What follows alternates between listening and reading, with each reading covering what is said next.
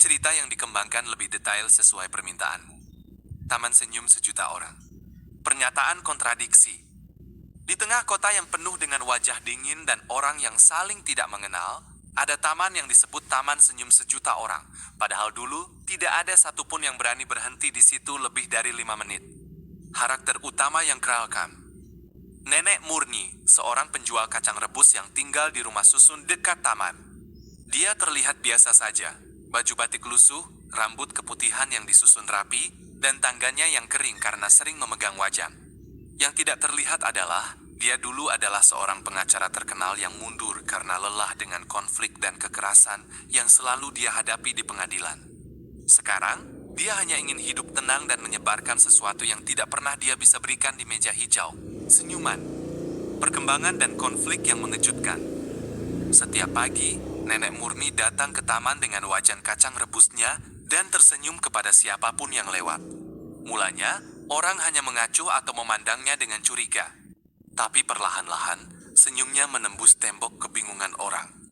Pemuda yang dulu kesulitan membetulkan sepedanya mulai menolong warga lain. Ibu-ibu yang dulu hanya diam di bangku mulai berbagi makanan. Bahkan anak-anak yang dulu takut bermain di taman mulai berkumpul dan bermain bersama. Taman benar-benar berubah ramai, penuh tawa, dan senyum seperti namanya. Hingga suatu hari, konflik mengejutkan muncul. Seorang pria mengenakan jas hitam datang dengan surat dari pengembang. Dia mengatakan bahwa taman akan dirobohkan untuk dibangun apartemen mewah. Taman ini tidak ada gunanya, katanya dengan wajah dingin.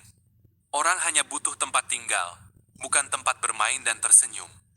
Yang lebih mengejutkan lagi, pria itu ternyata adalah putra kandung Nenek Murni yang sudah tidak berbicara dengannya selama 10 tahun. Dia membenci nenek karena dia merasa nenek telah meninggalkannya saat dia butuh dukungan untuk mengembangkan bisnisnya. Puncak konflik. Hari pengumuman pembongkaran tiba. Seluruh warga berkumpul di taman, sedih dan marah. Pria jas hitam datang dengan tim pekerja. Nenek Murni mendekatinya, tapi dia menolak untuk melihatnya. Aku tidak punya nenek yang hanya peduli dengan taman bodoh ini, katanya dengan suara keras, sehingga semua warga mendengarnya. Nenek Murni tidak marah. Dia hanya mengeluarkan senyumnya yang biasa, mengambil sebungkusan kacang rebus dan memberikannya padanya. Ini kacang rebus yang kau suka saat kecil, katanya pelan. Kau selalu bilang, kacang rebus ini bikin hatimu hangat dan mau tersenyum. Pada saat itu, putranya terkejut. Dia melihat wajah-wajah warga yang menangis, semua yang telah dibangun nenek di taman ini. Dia ingat masa kecilnya ketika nenek selalu menyenyum padanya meskipun ayahnya sudah tiada. Puncak konflik tiba ketika dia harus memilih bisnisnya yang menggiurkan atau menyelamatkan tempat yang membuat ribuan orang bahagia. Dan menyelesaikan konflik yang sudah lama ada dengan neneknya. Penyelesaian konflik. Putranya menangis. Dia menjatuhkan surat pembongkaran dan memeluk neneknya. Maaf bu, katanya. Aku lupa apa artinya memiliki sesuatu yang sesungguhnya berharga. Dia kemudian mengumumkan kepada semua warga bahwa dia akan mengubah rencana, apartemen akan dibangun di lahan lain, dan taman akan diberi perbaikan agar lebih bagus. Ini akan tetap Taman Senyum Sejuta Orang, katanya sambil tersenyum untuk pertama kalinya dalam bertahun-tahun.